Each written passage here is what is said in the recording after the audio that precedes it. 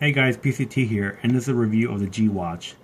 If we turn it on, we're greeted to the face of the watch. This one actually moves. You can see that the second hand actually moves, which is pretty cool. If you want to change it, you actually hold down on the screen, and then they give you a bunch of options for different faces of watches. We have digital one here, all these different ones. Yeah, I'll pick this one. And then if we swipe up, we get a card. Here we have the music card. It's linked to my phone, so let's see if it plays some music.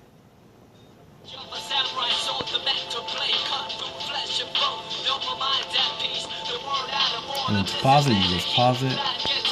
And there you go.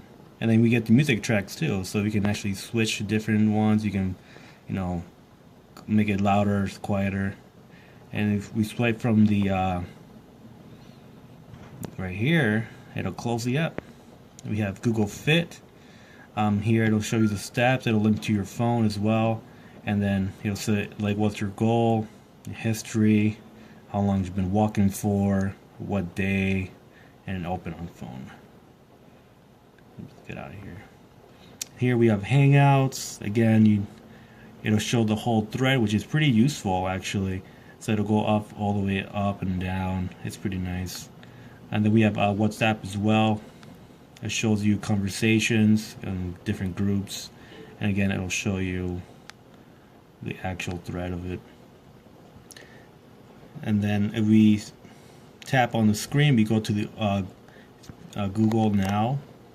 We have different options. So it's how to send a text, email, agenda, reminders, navigation, stopwatch, alarm.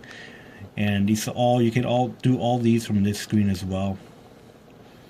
And then we go to settings, adjust the brightness, make it very bright.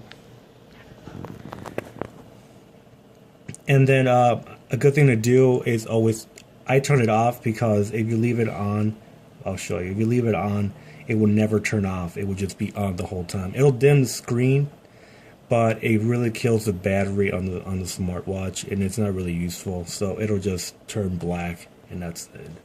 But if you actually turn it on, you can actually save some battery life, and maybe it'll last you a couple more hours compared to just having it on. Turn it off. Let's change the watch face, about, system updates, battery.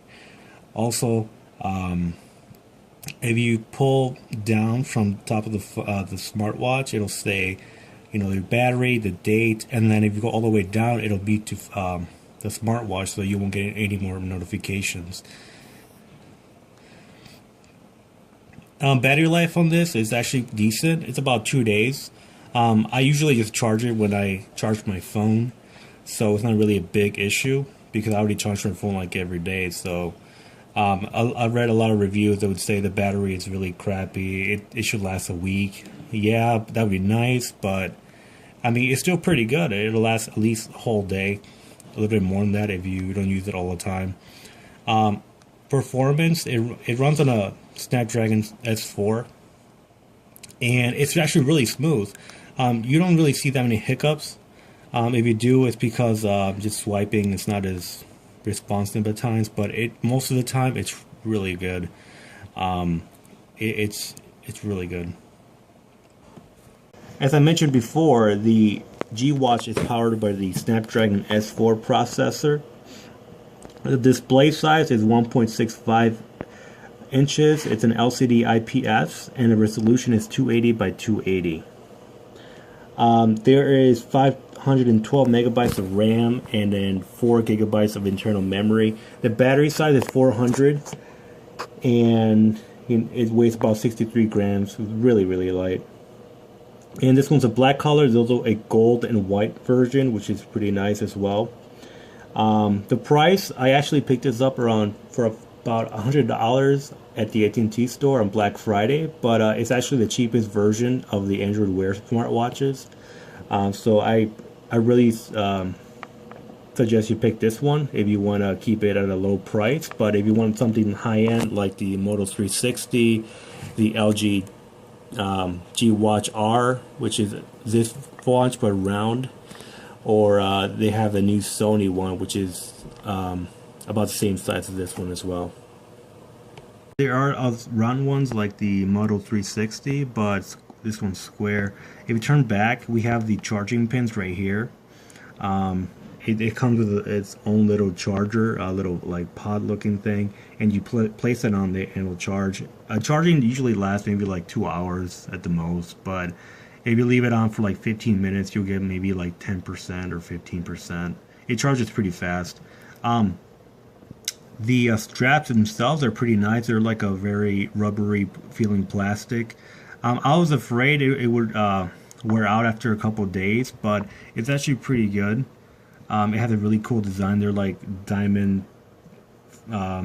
pattern on the underside of the straps, and I like it because it's actually the whole thing is actually waterproof. So if you get it wet, it won't really damage the smartwatch at all. So you can take it to the shower, you can go to the pool with it, it's fine, which is really, really useful. Some final things to note. The smartwatch, if you don't really check your notifications that much, or you're not really a big texter or anything like that, this is probably enough for you.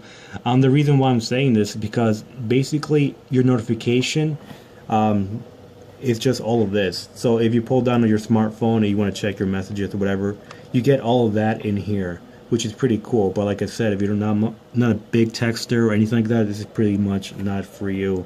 One concern that I had was that it connects to Bluetooth 4.0, which it's okay. My concern was actually battery life on my smartphone, and I noticed that it'll spend maybe 20% throughout the day just having this connected to your smartphone. So it's not that bad. As well as for price, like I said, it's really cheap. I recommend this one, especially if it's going to be your first smartwatch. And this is not supposed to replace your smartphone. It's just more of a companion for it, which is very true. Since a lot of the apps here, you can't really reply directly to it. For example, like if I want to reply to this, I have to it uses voice to text, so I can't really reply I have a pre-selected amount of responses, but I can actually reply to it from here. I'd have to open it from the phone to actually text whatever I need to say. Otherwise, it's just replying with voice, and voice is hit or miss. It could say exactly what you needed to say, or it'll say something completely different. But other than that, it's a pretty good device. I highly recommend it. And as always, thank you for watching PCT.